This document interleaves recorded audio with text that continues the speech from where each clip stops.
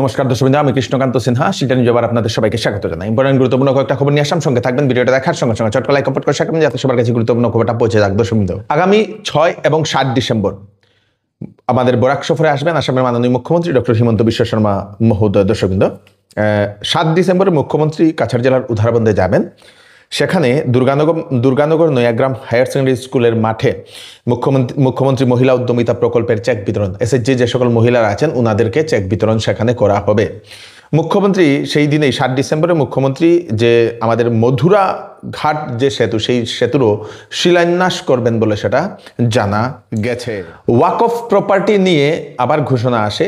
আজকে ওয়াকফ প্রপার্টি উম্মিদ পোর্টালে আপলোড করার হচ্ছে আজকে শেষ দিনে জানা গেছে আজকে অবধি 1,51,000 প্রপার্টি রেজিস্ট্রেশন হয়েছে, ওয়াকফ সম্পত্তি রেজিস্ট্রেশন।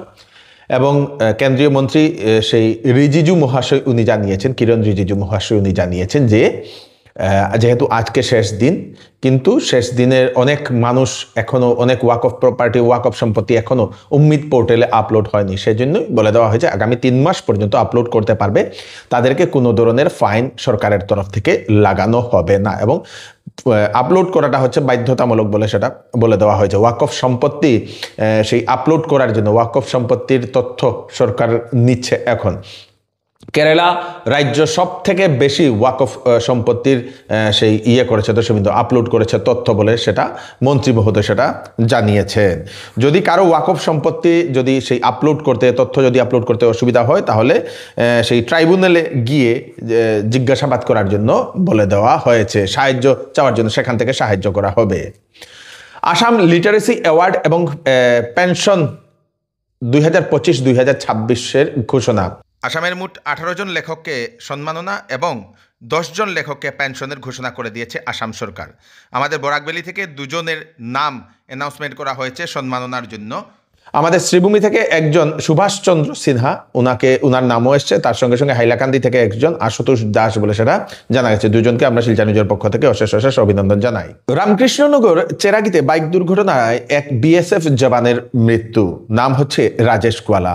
চেরাগি জিপিতে তার বাড়ি। ছুটিতে বাড়িতে এসেছিলেন এবং সেই জানা গেছে চেরাগি হিন্দি স্কুলের সামনে একটা টার্নিং আছে এবং গতকালকে সেই বাইক নিয়ে সেখানে যাওয়ার সময় হয়তো একটু স্পিডে ছিল, সেখানে দুর্ঘটনাগ্রস্ত হয় বাইক নিয়ে।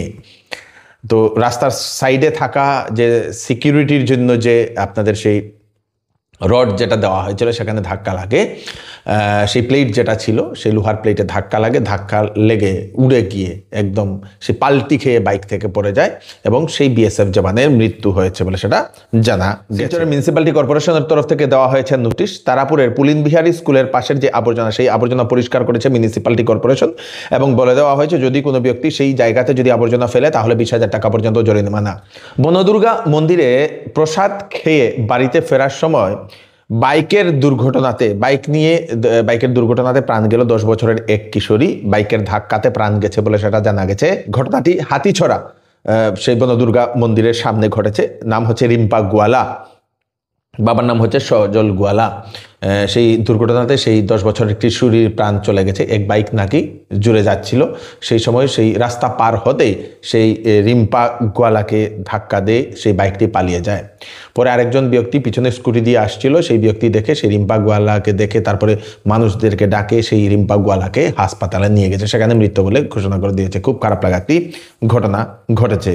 কাছাড় জেলার সোনাই সমষ্টির 8 নং ওয়ার্ডের সেই রাঙ্গির ঘাটে সে বিধ্বংসী অগ্নিকাণ্ডে জ্বলে পুড়ে ছাই হয়ে গেল শামসুদ্দিন লস্করের বাড়ি এবং তারপরে সেই আগুন লাগার পরে তার বাড়িতে থাকা যে সিলিন্ডার, সেই সিলিন্ডারটি বিস্ফোরণ হয়। কিসের কারণে সেই আগুনটি লেগেছে সেটা এখনো জানা যায়নি। নীলামবাজারের বাহাদুরপুরের মহাপ্রভু আখড়ায় আজকে কীর্তন। দর্শকবৃন্দ, ভারত বিখ্যাত কীর্তনিয়া শ্রী প্রদীপ পাল মহাশয় উনি সেখানে সেই কীর্তন করবেন।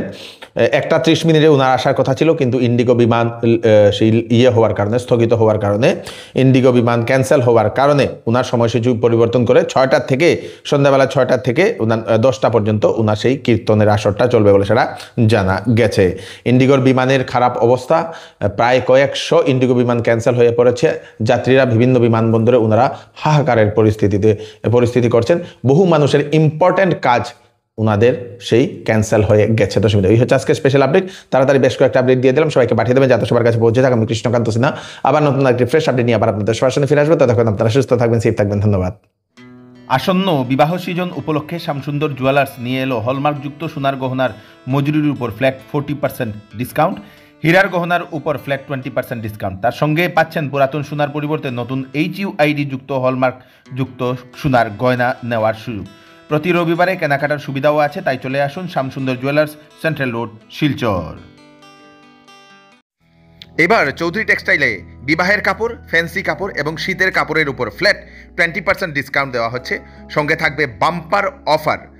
10 দিনের ভিতরে যে কোনো বিক্রিত মাল যদি পছন্দ না হয় তাহলে ফেরত নিয়ে আপনারা টাকাও নিতে পারবেন। তাড়াতাড়ি চলে আসুন চৌধুরী টেক্সটাইল, ফাটক বাজার, গলি নম্বর 2, শিলচর সদর থানার নিকটে।